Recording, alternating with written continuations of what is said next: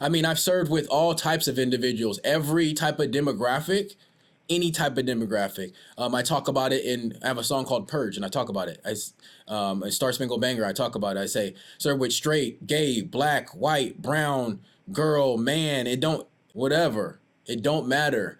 I serve with all types of people overseas, all types of background. I serve with immigrants. I serve with immigrants who ended up earning their citizenship after they served, you know?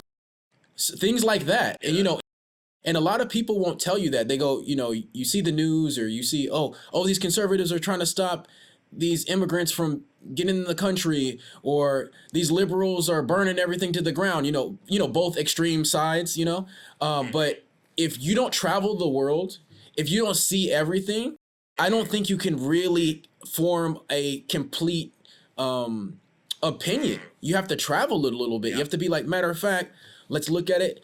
And then once you look at it, then form your opinion. Everybody's different. So I feel like everybody should have different opinions. But I just encourage everybody to go out there and just like see the world, or just travel to another state, do something else, meet some different people, talk to people who don't look like you, and then get a greater understanding of the world. That's why, even though my mission as a Marine is to be a well-trained troop, I was so glad that I had that experience, was because I was able to meet a country boy, a country white boy meets, a black guy from the city who's raised on hip hop, and he's raised on country music, and he grew up different. But when we start working with each other and we're working towards a common goal, and all of that color stuff goes out of the window, all that politics goes out the window, all of that, money goes out the window, because if you cannot protect your brother who's on the left or the right of you, none of that matters. That's all you cared about. All you cared about, and all the other troops cared about when we was over there, the only thing we cared about was getting home to our family. Because when death is right in front of you, you don't care about who's the president. You don't care about if you're fighting for liberals, if you're fighting for conservatives. You don't care about no military industrial complex. You don't care about none of that. You're like, yo, bro, hey, you got my back, so I can go home to my wife or my girlfriend or my kid, my baby, my son, my daughter. That is all you care about. So that kind of opens up your eyes and allows you to open up your heart to get to know and to learn an individual who is different than you. And then once you open up your heart, you're like, you know what? How can I make the world better? How can I make my community better? How can I get one step closer to that peace that we all want? So that's just my 2 cents on it. But I just feel like you guys are spot on with that sentiment. Yeah, they've actually done a study, I'll just mention real quick, that without any threat of death, if a person who's white, and when he's shown pictures of black people and he comes across as bias, that same individual, let's say he's a Giants fan and he sees a black person with a Giants jersey on or a Giants hat on, he no longer has that bias. I mean, and they're measuring this with I think eye movements and brainwave patterns. There's this is scientific studies. So it shows that there are these bonds, or there are these things that happen within the culture or within society that can overthrow, at least temporarily, something that's been ingrained in you as a kid, something that's kind of been nurtured in you. And if you have two nurturing ideologies, one is I'm a Giants fan, and one is, I'm shifty around black people. Well, now if one of those is stronger than the other, then you can overcome that. So I could just imagine in a war setting that kind of fear being a motivating factor. Yeah, exactly. Yeah, now you're oh yeah, exactly. This is my brother. It don't matter. We're both Marines. Yes, because the survival mechanism is primary to our existence. Yeah. So of course it would override a lot of those circuits. But to take it even further, what I find interesting about this whole notion is, because what he's talking about is us versus them. Mm-hmm. That's a natural mentality that all species have. And it's like, the way that I look at it is, the more that you can see us over them, like there's less them and more us, the more advanced a person's morale is. Because if there's more them is the world. If you consider a rock us, or a different ethnicity, us, or a plant, or an animal, or a solar system, or the more that you can see us versus them, the more advanced. The more you see them versus us, the less advanced, because you're making a distinction between yourself and others.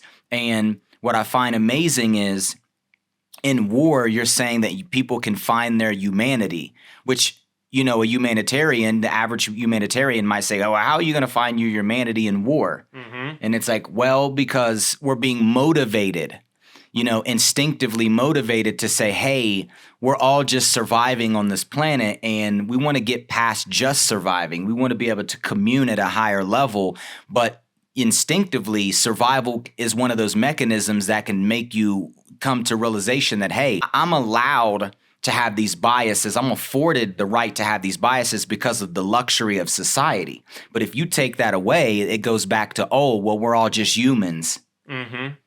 And kind of war is what you're saying. It brings that out of us, or it can. So it can have, its benefits to inspire people to be more human. Mm-hmm. Absolutely. Let me tell you guys a story really quick. This is one of my favorite stories when I was over there. I actually have two good stories that I'll tell you. I'll tell you the first one. The first one is, so we were going on patrol in the morning, and when we were going on patrol in the morning, we hadn't really had anything to eat yet. We just had some water or whatever, but we just, lace up our boots. After we got out of the cot, put our gear on, our bulletproof vests and stuff like that, get our rifles and stuff like that, and our Kevlar helmets, and then we go patrol throughout the city. Because a lot of times when we're overseas, we just take over an area and we set up camp, and then we use that camp to kind of like patrol and make sure the people are safe where we're operating.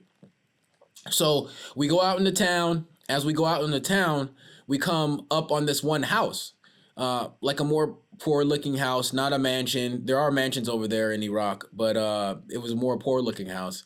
We kind of come up on it, and as we come up on it, we see this Iraqi woman, and this Iraqi woman is outside because she's preparing her oven that was made out of cow dung. So out of mud and cow dung, she made this oven, and then we're like, yo, what are you doing? And then she's like, I was about to make some breakfast. And she's like, would you like some? Right. And we're saying this through an interpreter. And she's like, would you like some? And we're like, yeah. And then so she ends up making breakfast for us, which was these huge flatbread. I don't know if you've ever had naan bread, but it's just this, it looks like a Frisbee, but it's really delicious, right? Yep. I've never had naan bread this delicious ever in my life. I've been searching for it back here in the States. It will never happen again. But imagine you're tired, you're patrolling early in the morning, and somebody shows you humanity through bread diplomacy.